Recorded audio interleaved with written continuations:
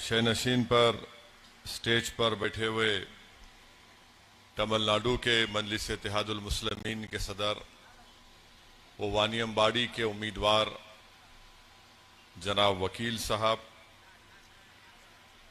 जनाब कन्नाबी रामन साहब जो AMK के हैं, याजिल साहब, मनीवनन साहब, शंकर साहब जो कैप्टन विजयकांत के DMDK के हैं, राजा साहब, कमलनादन साहब, अन्ना दुराई साहब, कृष्णन साहब, इम्तियाज साहब और मुंबई से तशरीफ लाए साबिका रुकन असम्बली वो स्पोक्स पर्सन मजलिस इत्तेहादुल मुस्लिमीन जनाब वारिस पठान साहब, वानियम्बाड़ी के मेरे तमाम मजलिसी रुफ़क़ा, मोअज़्ज़िज़ हाज़रीन इकराम, बुज़ुर्गान कौम और मिल्लत और मेरे गयूर नौजवान साथियों, मैं ज़्यादा देर आपके दरमियान में नहीं खड़ा रहूँगा। आप तमाम अल्हम्दुलिल्लाह अभी एक तफसीली गुफ्तगू को आपने सुना। जनाब वकील साहब ने बहुत से ऐसे मसाइल और इशूज़ पर उसका अपनी तकरीर के दौरान जिक्र भी किया और आपको बताया कि वानियम्बाड़ी में जो तकालीफ है और मसाइल हैं उसको हल करना कितना ज़रूरी है। मैं सिर्फ आपसे ये बताना चाहूँगा कि इस इलेक्शन में आप जानते हैं कि मजलिस इत्तेहादुल मुस्लिमीन का अलायंस जनाब TT दिनाकरन साहब की AMK पार्टी के साथ, जिसमें कैप्टन विजयकांत की भी पार्टी है और दूसरे मुख्तलिफ पॉलिटिकल पार्टीज इसमें शामिल हैं। हमारी कोशिश और मकसद एक ही है कि तमिलनाडु की पॉलिटिक्स में, सियासत में एक थर्ड पॉलिटिकल अल्टरनेटिव बने और हमारा मानना यह है कि तमिलनाडु की सियासत में, पॉलिटिक्स में एक पॉलिटिकल स्पेस है, एक पॉलिटिकल वैक्यूम है और मुझे यकीन है कि TT दिनाकरन और कैप्टन विजयकांत की कोशिशों से इंशाअल्लाह ताला ये अलायंस एक थर्ड पॉलिटिकल अल्टरनेटिव के रूप में तमिलनाडु की पॉलिटिक्स में इमर्ज करेगा इंशाअल्लाह ताला। तीसरी बात मुझे आपसे जिक्र करना है कि बहुत से लोगों में ये एक गलत फहमी है कि मजलिस इत्तेहादुल मुस्लिमीन यहां से इलेक्शन लड़ रही है और आप तमाम की कोशिश भी यही है और हमारी भी कोशिश यही है और इसीलिए मजलिस इत्तेहादुल मुस्लिमीन TT दिनाकरन साहब के अलायंस का हिस्सा बनी कि तमिलनाडु में फिरका परस्त कम्युनल फोर्सेस को, फिस्ताई ताकतों को, फैशिस्ट फोर्सेस को, उनको इस असेंबली इलेक्शन में शिकस्त मिले। हमारी कोशिश भी है, हमारी दुआएं भी हैं, मगर मैं आपको ये बताना जरूरी समझता हूं, ये कोशिश तो हमको करना है, मगर कहीं कोशिश करते करते ऐसा ना हो जाए कि हम अपने हाथ पर ही कुराड़ी मार लें। यकीनन हमको ये तमाम कम्युनल और फैसिस्ट फोर्सेस को शिकस्त देना है, मगर इसका हरगिज मतलब ये नहीं है कि वानियम्बाड़ी में आपको एक जो तारीखी मौका आपको मिल रहा है कि आप अपनी एक आजाद इंडिपेंडेंट पॉलिटिकल लीडरशिप को बना सकें। आप इस मौके को मत खोइए। और अगर किसी के दिमाग में यह ख्याल है कि वकील इलेक्शन लड़ रहे हैं, तो मैं उनको याद दिलाना चाहता हूं कि वकील पहली मर्तबा नहीं, दूसरी मर्तबा मजलिस इत्तेहादुल मुस्लिमीन की टिकट पर वानियम्बाड़ी से असेंबली का इलेक्शन लड़ रहे हैं और वकील 5 साल पहले इलेक्शन लड़कर घर में नहीं बैठ गए। वकील वानियम्बाड़ी के अवाम के दरमियान में रहे, वकील गरीबों की तकालीफ और उनके मसाइब और मुश्किलात को दूर करने की कोशिश करते रहे। वकील, जब लॉकडाउन आज से 7-8 महीने पहले हुआ, जब पूरे मुल्क में, तमिलनाडु में, वानियम्बाड़ी में कोरोना अपने उरूज पर था, तो ऐसे वक्त में वकील उन लोगों की खिदमत करने का एजाज उसको हासिल है कि अगर किसी को भूख और प्यास की जरूरत पड़ती तो मजलिस इत्तेहादुल मुस्लिमीन का ये लीडर आपके दरमियान में था। अगर मस्जिद सलामाबाद के फाजिल नायब मुतवल्ली साहब को मदद की जरूरत पड़ी तो वकील दौड़ता हुआ उनके पास गया। अगर किसी का कोरोना से डेथ हो गया, इंतकाल हो गया, तो बिला लिहाज मजहब मिल्लत मजलिस के सदर ने यह नहीं देखा कि मरने वाले का मजहब क्या है, उसके आखिरी रसूमात उसके मजहब के तहत अदा किए जाएं। वकील ने उन मरने वालों की डेड बॉडी भी उनके अफराद खानदान को, उनके पसमानदगान में पहुंचाने का इंतजाम किया। और जब 5 साल पहले मजलिस ने इलेक्शन लड़ा तो यकीनन हमको कामयाबी नहीं मिली। मजलिस के उम्मीदवार को करीब 11,000 वोट मिले और एडीएमके के कैंडिडेट हमारी बहन को, निलोफर को 20,000 वोट से उनकी मेजॉरिटी से उनको कामयाबी मिली। तो मजलिस इत्तेहादुल मुस्लिमीन के मुखालिफिन का ये झूठा प्रोपेगेंडा कि 5 साल पहले भी वकील लड़े थे तो एडीएमके जीत गई थी, मैं उनको बता रहा हूं कि आप आंख के अंधे हो सकते हैं, आपके सर में दिमाग कमजोर होगा, मगर अल्हम्दुलिल्लाह थोड़ा सोचने समझने की तमीज हम में है। इसीलिए मैं उन लोगों को बता रहा हूं कि मजलिस की मुखालिफत करना है तो खुलकर करो, डर कर मत करो, गुलामी में मजलिस की मुखालिफत मत करो। हां, अगर तुम किसी अपने सियासी आकाओं को खुश करने के लिए, उनकी चमचागिरी और उनकी खुशामद करने के लिए तुम मजलिस की मुखालिफत कर रहे हो तो याद रखो मैं तुमको जवाब देता आया हूं और देता रहूंगा। यह पहला पॉइंट। दूसरा पॉइंट, यकीनन इससे कोई इनकार नहीं कर सकता कि नरेंद्र मोदी के वजीर आजम बनने के बाद इस मुल्क में फिरका परस्त ताकतों के उनके हौसले और बुलंद हुए हैं। इस बात से कोई इनकार नहीं कर सकता कि नरेंद्र मोदी की क़यादत में जब से बीजेपी की हुकूमत बनी उस वक्त से इस मुल्क में एक मंसूबाबंद तरीके से हिंदुत्व की आइडियोलॉजी को प्रमोट भी किया जा रहा है, उसको एक्सेप्ट भी करवाया जा रहा है और जो अंग्रेजी का लफ्ज है उसको एंट्रेंस भी करवाया जा रहा है।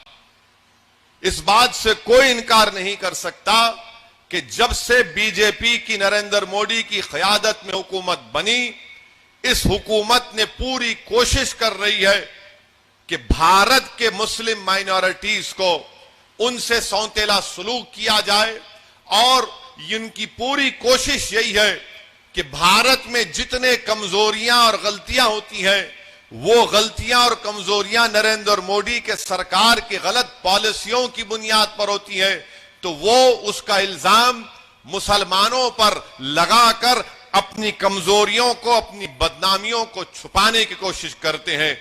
इससे कोई इनकार नहीं किया जा सकता कि जब से नरेंद्र मोदी की सरकार बनी है वो भारत के संविधान को कमजोर नहीं बल्कि उसकी धज्जियां उड़ाने का काम कर रहे हैं। इससे कोई इनकार नहीं किया जा सकता कि जब से नरेंद्र मोदी भारत के वजीर आजम बने हैं, हमारे कॉन्स्टिट्यूशन में, हमारे आइन में जो theory of separation of powers है उसको नरेंद्र मोदी बहैसियत एग्जीक्यूटिव उसको धज्जियां उड़ा रहे हैं, उसको कमजोर कर रहे हैं। इससे कोई इनकार नहीं किया जा सकता कि जब से नरेंद्र मोदी भारत के वजीर आजम बने हैं ये हुकूमत सिर्फ एक मजहब को प्रमोट कर रही है, जबकि हुकूमत का काम यह होता है कि वो किसी भी मजहब को प्रमोट ना करे। हुकूमत का कोई मजहब नहीं होता, मगर यह हुकूमत एक मजहब को प्रमोट कर रही है और इसके प्रमोशन में सबसे ज्यादा काम अगर कोई सेल्समैन का कर रहा है तो उसका नाम भारत के वजीर आजम नरेंद्र मोदी का सफ़े अव्वल में शामिल होगा। इससे कोई इनकार नहीं किया जा सकता कि जब से नरेंद्र मोदी की हुकूमत बनी है, अनकॉन्स्टिट्यूशनल तरीके से अपनी अददी ताकत की बुनियाद पर भारत की लोकसभा में अनकॉन्स्टिट्यूशनल कानून को बनाया जा रहा है, जिसमें ट्रिपल तलाक भी शामिल है। ट्रिपल तलाक का कानून अनकॉन्स्टिट्यूशनल है। यह कानून बनाकर नरेंद्र मोदी की हुकूमत ने यह बता रहे हैं कि अगर इस कानून के तहत किसी मुसलमान को गिरफ्तार किया जाएगा और दूसरे मैरिजेस की एक्ट में कानून के तहत किसी को गिरफ्तार किया जाएगा और कोर्ट दोनों को सजा देती है, तो अगर किसी मुसलमान को सजा होती है तो 3 साल और किसी गैर मुस्लिम को सजा होती है तो 1 साल। यह अनकॉन्स्टिट्यूशनल है। दूसरा उसमें गलती यह की कि यह कहते हैं कि अगर कोई बेवकूफ किस्म का मुसलमान अपनी बीवी को ट्रिपल तलाक देता है तो शादी खत्म भी नहीं होती मगर उसको गिरफ्तार भी करना है। जुर्म होगा तो गिरफ्तार करना ना, मगर हमारे वजीर आजम माशाअल्लाह इतना जबरदस्त उनका आईक्यू और दिमाग है कि वो कहते हैं कि शादी तुम ट्रिपल तलाक भी बोलो तो शादी नहीं टूटेगी मगर तुमको जेल भी जाएंगे। ये नरेंद्र मोदी की हुकूमत का गलत फैसला था, जिसका मैंने 1 मरतबा नहीं 3 मरतबा पार्लियामेंट में मैंने इसकी मुखालिफत की और बीजेपी से उस वक्त भी और आज भी कह रहा हूं, इस मुल्क में अगर औरतों के हिफाजत के लिए कोई कानून बनना है, खवातीन के लिए, वुमेन के लिए, तो डिजर्शन के खिलाफ कानून बनना चाहिए। यह नहीं हो सकता कि आज हमारे देश में, हमारे कंट्री में 3.2 मिलियन ऐसी मैरिड वुमेन है, शादीशुदा है मगर अपने शौहर के साथ नहीं है। शादीशुदा है जिसमें हमारी गुजरात की एक भाभी भी शामिल है। उनको भी इंसाफ मिलना है, सबको इंसाफ मिलना, मगर उस पर कानून नहीं बनाएंगे। इस बात से कोई इनकार नहीं किया जा सकता कि नरेंद्र मोदी जब ट्रिपल तलाक का कानून बन रहा था, मैंने पार्लियामेंट में वोटिंग की डिवीजन का मुतालबा किया। जाकर आप रिकॉर्ड देख लो। आज ये डीएमके कांग्रेस के लोग असदुद्दीन ओवैसी को और टीटी दिनाकरन के अलायंस को कहते हैं बी टीम है। आपने क्यों वोट नहीं दिया? क्यों वोट नहीं दिया आपने? इस बात से कोई इनकार नहीं कर सकता कि नरेंद्र मोदी की हुकूमत ने अनलॉफुल एक्टिविटीज प्रिवेंशन एक्ट का कानून बनाया। अमित शाह जुलाई 2019 में कानून लाए और उसको इतना बदतरीन और गलत तरीके से बना दिया। आपको मालूम उस कानून की तायीद कौन कर रहा था? मैंने पार्लियामेंट में खड़े होकर, मेरी स्पीच है सुनो आप, चिदम्बरम के बेटे कार्तिक चिदम्बरम जो एमपी हैं तमिलनाडु के, उनके सामने कहा कि 2008 में जब यूपीए की गवर्नमेंट थी उस वक्त भी मैंने अपोज किया था। जब चिदम्बरम होम मिनिस्टर थे, मैंने यूपीए के साथ होते हुए मैंने उस बिल की मुखालिफत की और उस वक्त भी कहा, 2019 में जब अमित शाह उसके अमेंडमेंट लाए उस वक्त भी कहा यह कानून का इस्तेमाल सिर्फ मुसलमान पर, दलित पर, आदिवासी पर और उन इंटेलेक्चुअल्स पर होगा जो एंटी गवर्नमेंट होंगे। और मैंने पार्लियामेंट में खड़े होकर कहा कि मैं अल्लाह से दुआ करता हूं कि कांग्रेस के लीडरों को जेल में डाला जाए, वो कम से कम 5-5, 6-6 साल, 7 साल जेल में रहकर निकलेंगे तो तब उनको दलित, आदिवासी और मुसलमानों की तकलीफ समझ में आएंगी। तो कांग्रेस के पूरे एमपी खड़े हो गए, कार्तिक चिदम्बरम भी खड़े हो गए। मैंने कहा तकलीफ हुई ना अब तुमको तकलीफ हुई ना अब? बोले तुम्हारा जिक्र किए तो तुमको तकलीफ हुई। ये नरेंद्र मोदी की हुकूमत ने काम किया। कांग्रेस पार्टी ने यूएपीए बिल का सपोर्ट किया। मैं डिवीजन का मुतालबा किया, वोटिंग का, तो क्या डीएमके ने वोट दिया? कांग्रेस तो आज डीएमके के साथ भाई भाई बन के फिर रहे, मोदी का साथ दिए। और डीएमके जब मैं वोटिंग किया, वोटिंग का डिवीजन का मुतालबा किया तो डीएमके वॉकआउट कर गए। मैं पूछा डीएमके के लोगों करे वोट डालो ना, वो no no no enough enough, हम जा रहे, वी आर गोइंग। मतलब क्यों जा रहे? ठहर के रजिस्टर कराओ। नहीं, सिटीजन अमेंडमेंट बिल लाया गया, मैंने पार्लियामेंट में उस बिल को फाड़ा अनकॉन्स्टिट्यूशनल कहकर। 300 बीजेपी के एमपी, डीएम तमिलनाडु के 38 एमपीज थे, मैंने डिवीजन किया, बोला वोटिंग करो, डीएमके चले गए, कांग्रेस पार्टी चले गई।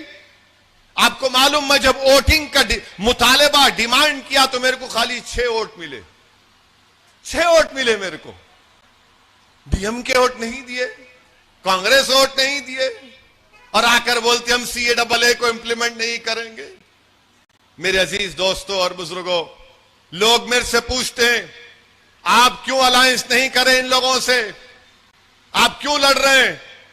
मैं आपको आज बोल रहा हूं,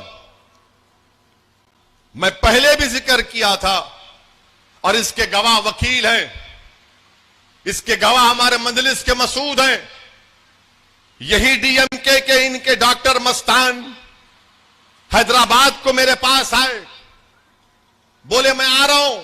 मैं बोला मुझे जाना है, बोले नहीं आना है। आए मेरे घर को आए, मेहमान थे। मुझे तकलीफ हो रही है बोलते वक्त, मगर लोग सवाल कर रहे हैं तो बता रहा हूं।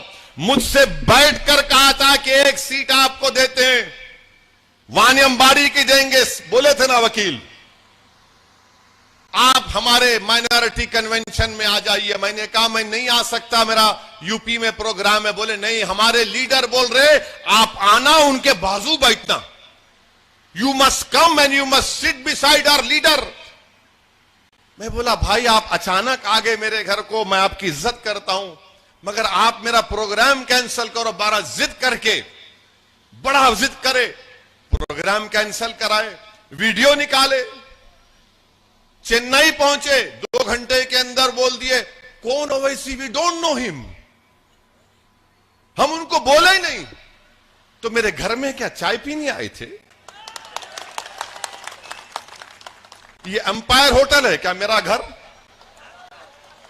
मील्स खाने को आए थे या मौसम की बात करने आए थे? हैदराबाद तमिलनाडु में कितना अच्छा मौसम था, क्यों आए थे मेरे घर को? फिर आप भाग गए ना, मैं नहीं भागा।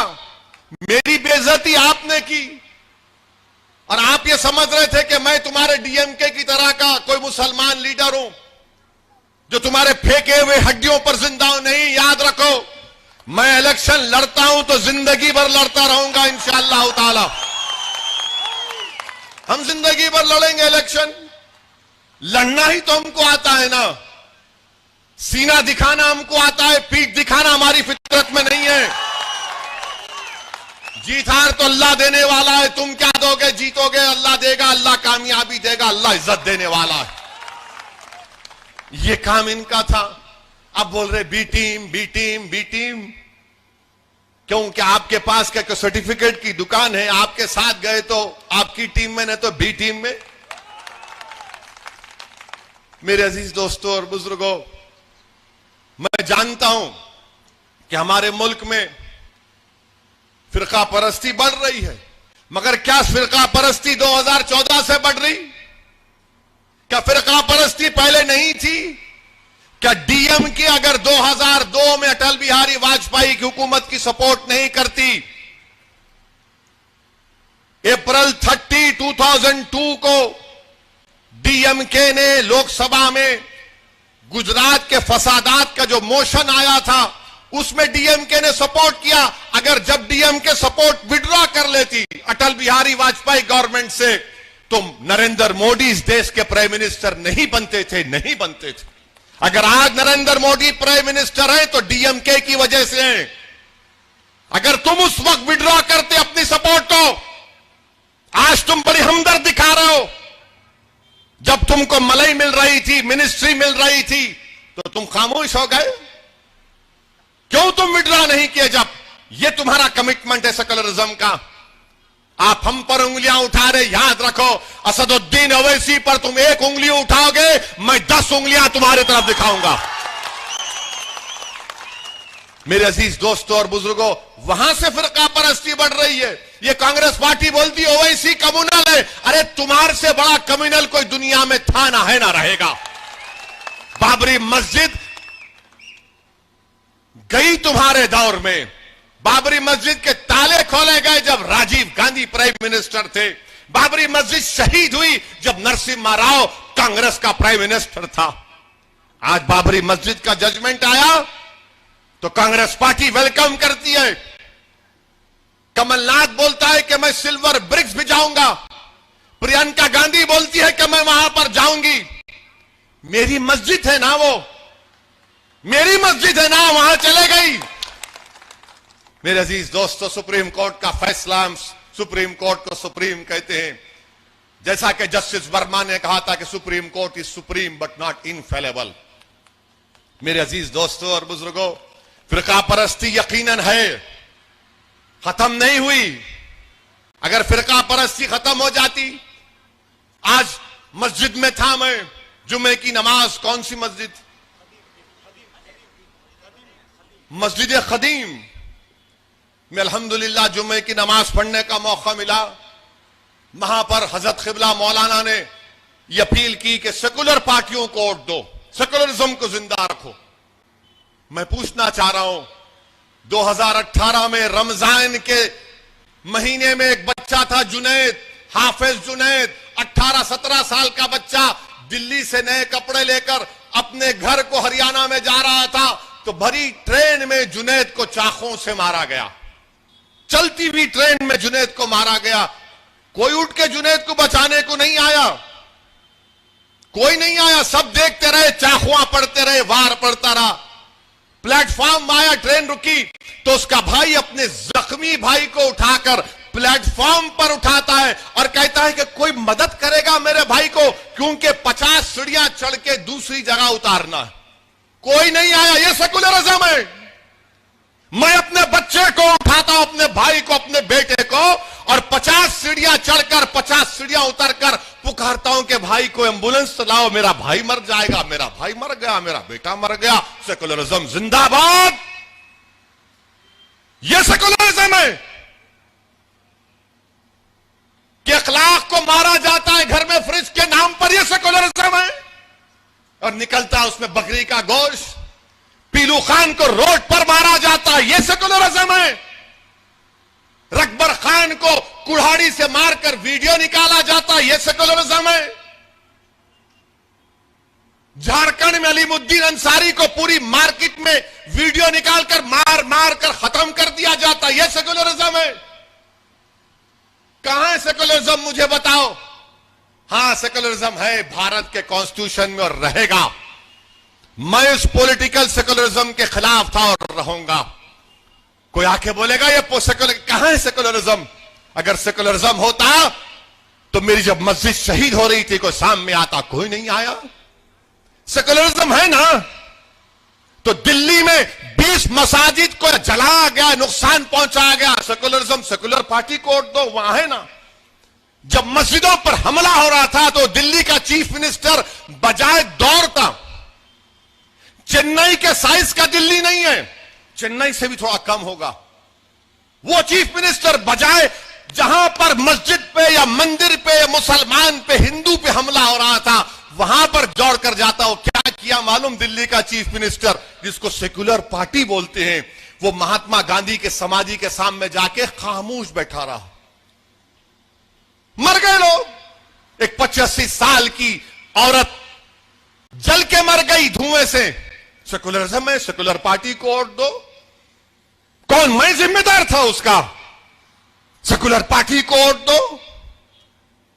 दिल्ली, बंबई, गुजरात के पूरे वाकयात आपके सामने, सेकुलर पार्टी को वोट दो। अरे कहां है सेकुलरिज्म? मैं देखना चाह रहा हूं। संविधान में है मगर प्रैक्टिकल रियलिटी में नहीं है। जो लोग बोलते ना सेकुलर पार्टी को वोट दो, मैं उनसे पूछना चाहता हूं, नरेंद्र मोदी को 2014 में, ये मेरा नहीं CSDS का डेटा है, centre for social development studies Delhi का मशहूर थिंक टैंक है, 31% नरेंद्र मोदी को हिंदू वोट मिला था 2014 में। 2019 में वो 37% हो गया, 31 से 37 हो गया। मैं जिम्मेदार हूं और ये जिम्मेदारी हम पे नहीं। इलेक्शन आते ही सब लोग बोलते देखो आपको सेकुलरिज्म को बचाना है। अरे ये सेकुलरिज्म ये कौन सा तोता है, कहां है भाई, किधर है वो बताओ ना। बचाना है, फिर मेरे को कौन बचाएगा, मेरे बच्चों को कौन बचाएगा, मेरी मां को कौन बचाएगा, मेरी मस्जिद को कौन बचाएगा, मेरी जान को कौन बचाएगा, मेरी पहचान को कौन बचाएगा। क्या हम गुलाम हैं इन लोगों के? इलेक्शन आते हैं कि खाली वोट डालो। क्या हम वोट नहीं ले सकते? क्या तुम पैदा इसलिए हो कि तुम वानियमबाड़ी में सिर्फ वोट डालोगे, वकील को नहीं डालोगे? क्या आप वोट डालने के लिए पैदा हो, वोट लेने के लिए नहीं पैदा हुए? मेरे अजीज दोस्तों और बुजुर्गों, डरना नहीं है किसी से। क्यों डरेंगे आप? और आज के खुतबे में बयान में मौलाना ने बड़ा अच्छा समझाया कि नमाज में खड़े होकर कब पढ़ना है, नमाज में माफ करना बैठकर कब पढ़ सकते हैं। मौलाना ने, मुफ्ती साहब ने बहुत अच्छा समझाया कि दोनों जानों पर बैठ के नमाज पढ़ सकते, अलकट पलकट मारकर बैठ सकते, नहीं तो कुर्सी पे कब बैठ सकते, जब आपके पैरों में ताकत कम हो जाती। मेरे दिमाग में ख्याल आया बात तो सही बोले, जब पैर में ताकत नहीं है तो ही जानों पे बैठना, नहीं तो अलकट पलकट मारकर बैठना। और डॉक्टर बोले वो भी नहीं कर कुर्सी पर बैठना, मगर सियासत में बैठना नहीं है, खड़े रहकर मुकाबला करना है। सियासत में बैठना नहीं, बैठे तो दफना देते आपको। सियासत में खड़े रहना है, सियासत में खड़े रहना है, सीना तान कर खड़े रहना और बोलना हाँ हम लड़ेंगे। जब इबादत, सबसे महबूब इबादत नमाज में यह हुक्म है, तो यह भी इबादत है, बातिल ताकतों से मुकाबला करना, अपने हक को मनवाना, मुत्तहिद होना। क्योंकि इस जमहूरियत में जब तक आपके पास आपकी ताकत नहीं होगी कोई नहीं सुनेगा आपको। ये सेकुलर पार्टी धोखेबाज है, झूठे हैं, बहुत बड़े झूठे हैं, इनसे उम्मीद मत लगाओ आप। आज बोल रहे हैं सेकुलर था ना 5 साल पहले, क्या सबने नहीं कहा था कि एडीएमके को वोट दो? सोचो आप, 5 साल पहले ही बोले थे ना, जैसा आज जुम्मे में बोले 5 साल पहले ही बोले थे एडीएमके को वोट दो, एडीएमके को वोट दो। उन्हें क्या करा? उन्हें बोले शर्माओ न को, खाली मुंडी तो भी लाओ, ऐसा बोलो, बोले थे ना। फिर क्या हुआ? उसका जिम्मेदार मैं हूं। आप बोले उनको वोट दो, हमारी बहन को रुला दिए, नीलोफर को रुला दिए। अब आप बोल रहे नहीं इनको वोट दो। मेरे भाई ये सियासत है, पॉलिटिक्स है, इसमें आपको फुटबॉल खेलना है, फुटबॉल खेल के गोल मारना है। मगर हम क्या कर रहे हैं? हम क्या कर रहे हैं? हम खुद फुटबॉल बन जा रहे हैं इनके पैरों में। फुटबॉल खेलना है, पॉलिटिक्स में फुटबॉल खेलना है। जिस तरह वो क्या फुटबॉल प्लेयर का नाम है, रोनाल्डो की तरह लेके दौड़ना है। यहां क्या हो रहा? नहीं, हम ही खुद फुटबॉल बन जा रहे। सेकुलर पार्टी कहां है? सेकुलर पार्टी कौन सेकुलर है? हां, मैं आपको मुझे बदनाम करते कि इन्हें फिरका परस्त है। ठीक है, मैं फिरका परस्त हूं। अगर मजलूम अवाम के लिए लड़ना, संविधान में, कॉन्स्टिट्यूशन में जिसका राइट है उसके लिए लड़ना अगर कम्युनलिज्म है और उसको फिरका परस्ती कहते हैं, तो भाई मुझे अपनी फिरका परस्ती पे फख्र है। मुझे गालियां देते हैं कांग्रेस के लोग, बोलते हैं इन्हें दल्लाल है। वो बंगाल की चीफ मिनिस्टर बोलती मैं पैसे ले लिया।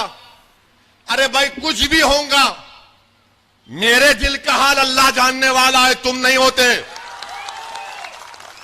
मैं क्या हूं मेरा रब जानता है, क्योंकि मुझे मालूम कि मैं और वकील जब मर कर जाएंगे तो हमको हमारे अमाल का हिसाब देना है। मैं किसी नाम निहाद इन लोगों को जवाब दे नहीं हूं, मैं ना जवाब नहीं दूंगा इनको।